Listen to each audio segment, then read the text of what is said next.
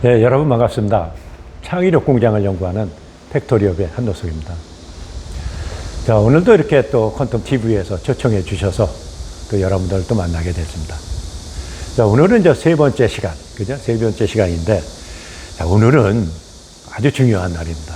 오늘은 우리가 생산력을 높이기 위해서 네 가지 기능이 개발이 된 게 있어요. 이게 이제 대표적으로 전문화. 그죠? 사람을 전문화시켰어요. 그 다음에 생산을 불업화시켰어요. 그 다음에 상품을 표준화시켰어요.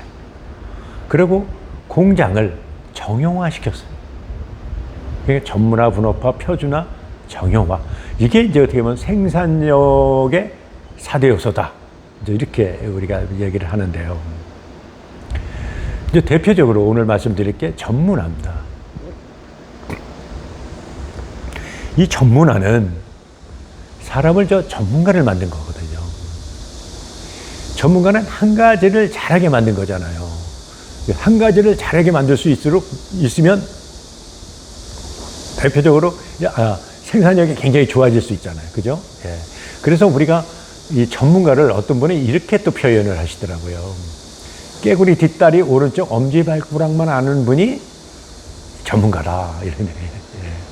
그러니까 엄지발가락만 잘 알면 되지 깨구리가 어떻게 태어나고 생태계가 어떻고 이거 알 필요가 없다는 거죠. 결국은 우리 전문가는 결과를 잘하는 분들이에요. 그러다 보니까 뭐를 잊어버렸냐면 사물의 본질을 잊어버렸어. 지구상의 모든 사물에는 본질이라는 게 있거든요. 왜? 태어난 이유. 왜? 태어난 이유가 있거든요. 예전에 우리 성철 스님이 그러셨잖아요. 산은 산이요, 물은 물이로다 이랬잖아요. 산은 산으로서 태어난 이유가 있는 거고, 물은 또 물로서 태어난 이유가 있는 겁니다. 그죠? 그러니까 모든 사물에는 그 사물의 본질이 있고, 그 본질에서 창의력이 나오는데, 우리가 이게 사물의 본질을 다 잊어먹었네. 그죠? 예.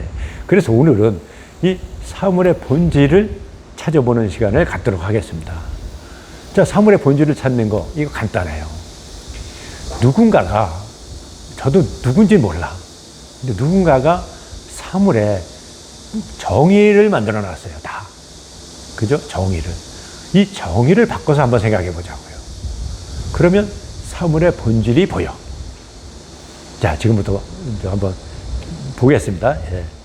우선 창의력이라는 창의력을 어떤 분이 새롭고 뛰어난 생각을 해내는 능력, 이렇게 딱 정의를 내려놨어. 우리는 지금 열심히 외웠죠, 이거를. 시험에 나오면 창의력의 정의는, 그러면 새롭고 뛰어난 생각을 해내는 능력, 아주 이렇게 딱 전에 적어내면 이제 합격이 되는 거예요. 그죠? 예. 근데 딴 거 쓰면 틀리죠. 이유가 없어. 그죠? 근데 본질을 보니까 관심과 의심과 호기심이야. 관심과 의심과 호기심이 잘해서 새롭고 뛰어난 능력이 되는 거야. 잊어보니까. 우리는 특별한 사람만 창의력을 발휘하는 줄 알았어. 그래서 손흥민이니 김연아니 요즘에 탁구 잘 치는 신유빈이니 이런 친구들이 특별한 줄 알았어. 근데 그게 아니고 얘들 어릴 때 관심이 있고 호기심이 있는 분야에 그냥 부모님들이 야, 공부는 나중에 하자. 그냥 너 좋은 거 먼저 해. 이러다 보니까 세계적인 선수가 된 겁니다. 그죠? 예. 국영수를 먼저 한 분들은 지금 열심히 좋은데 학교 들어가고 그런 거고. 그죠? 자, 그래서 창의력의 본질은 관심과 의심과 호기심부터 잘해서 새롭고 뛰어난 사람이 된다는 겁니다. 예. 자, 발전의 정의를 누가 더 좋은 상태나 더 높은 단계로 올라감 이렇게 얘기를 했어요. 예. 근데 이것도 본질을 보니까 선의의 경쟁이네. 경쟁이 없는 발전은 없다는 거죠. 이 동물도 이 천적이 없으면 이 공격력을 잊어버린다 그러더라고요. 대표적인 게 우리 닭 있잖아요. 닭. 그죠? 예. 산에서 놀던 닭을, 야생닭을 잡아다가 닭장에다 집어넣고 모인을 주니까 이게 못 날려네. 그죠? 그러니까 아예 지금도 못 날려. 그죠? 이런 게 우리가 경쟁 없는 발전은 없다는 거죠. 그래서 경쟁의 본질은 손해의 경쟁이죠. 그죠? 바보의 정의를 어리석고 못나게 구는 사람. 또 어느 분이 이렇게 얘기를 해놨어요. 그죠? 어리석고 못나게 구는 사람. 근데 본질을 찾으니까 타고난 소질을 못 쓰는 사람. 네. 타고난 소질을 못 쓰는 사람이 바보라는 겁니다. 본질은. 그죠? 자, 근데 그냥 어리석고 못나게 구는 사람, 그러면 이런 분은 이제 정시가 가봐야죠. 그죠? 근데 이렇게 어리석고 못나게 구는 사람이 되는 거는 타고난 소질을 못 쓰기 때문에 그런 겁니다. 네. 자, 우리가 그러니까 본질을 잘 알으면, 그죠? 지금 많이 바뀌었잖아요. 바뀌잖아요. 실패의 정의는 어떤 분이 또 원하는 결과를 얻지 못하는 것, 이렇게 놨어요. 그러니까 우리는 원하는 결과가 안 나오면 무조건 실패했다 그래. 그죠?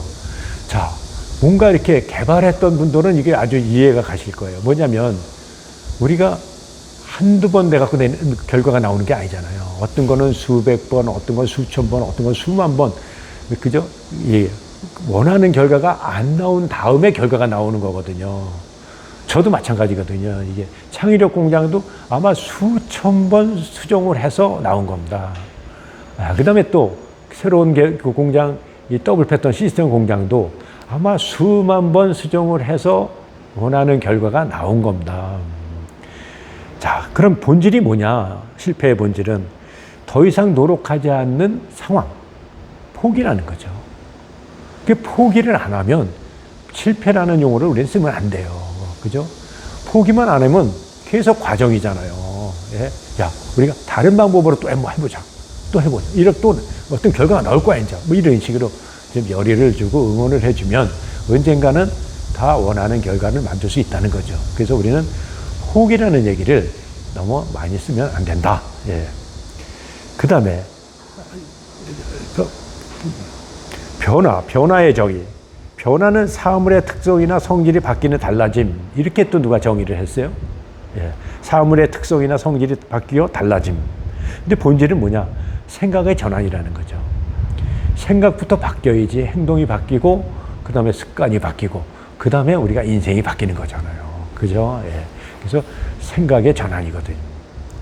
자, 공장의 정의. 어떤 분이 공장의 정의를 원료나 재료를 가공하여 상품을 만드는 것. 예, 이랬어요. 원료나 재료를 가공하여 상품을 만드는 것. 이렇게 정의를 해놨어요. 그러니까 우리는 어느 분한테는 물어봐도 공장이 뭡니까? 그러면 제품을 만드는 곳. 이렇게 나오는 거예요. 그죠? 그러다 보니까 우리가 지금 그 어떤 장소 개념이야. 공장이. 그러니까 변하는 게 없어요. 변화가 없어요, 지금. 근데 본질을 보니까 지식이 활동하는 공간. 지식이 활동하는 공간이 공장이란 말이에요. 본질이라고요. 공장에.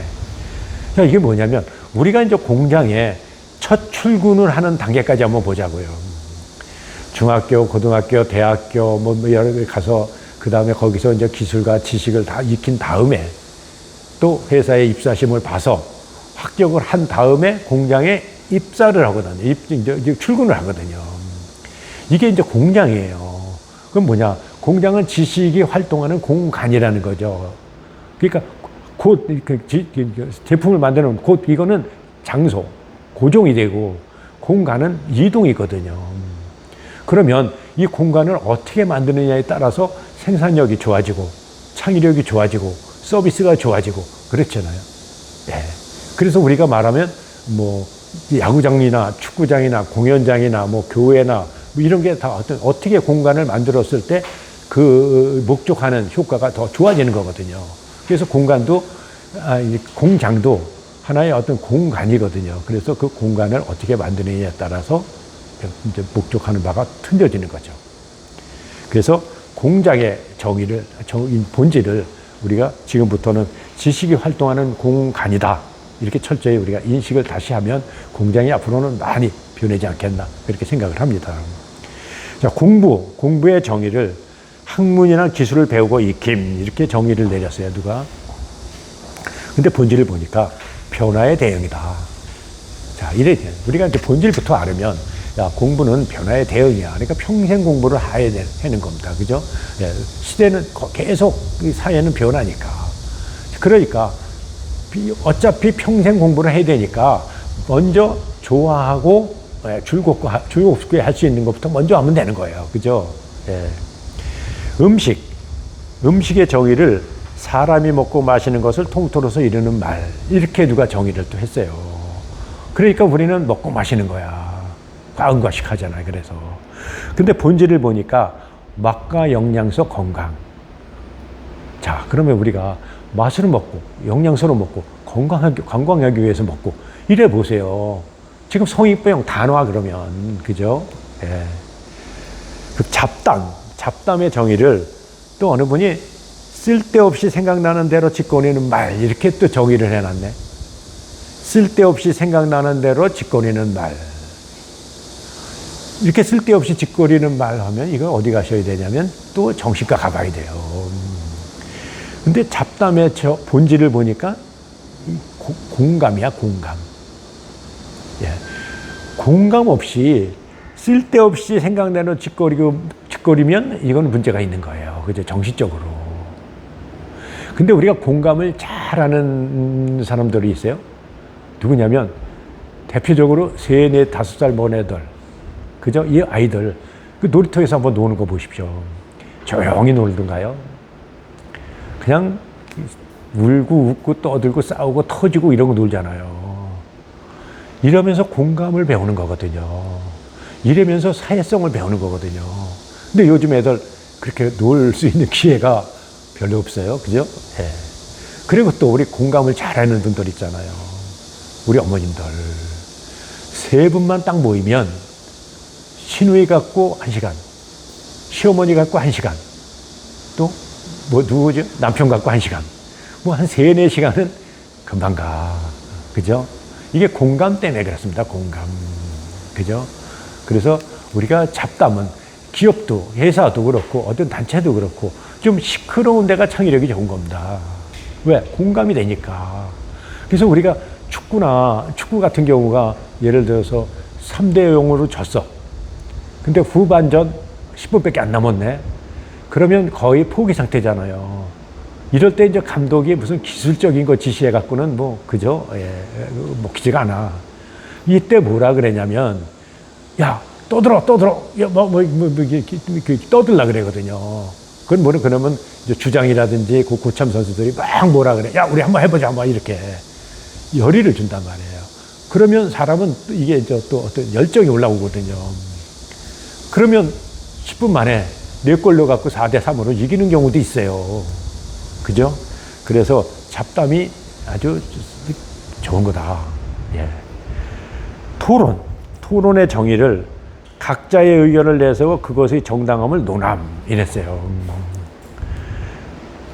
이러다 보니 각자의 의견을 내세워 그것의 정당함을 논함.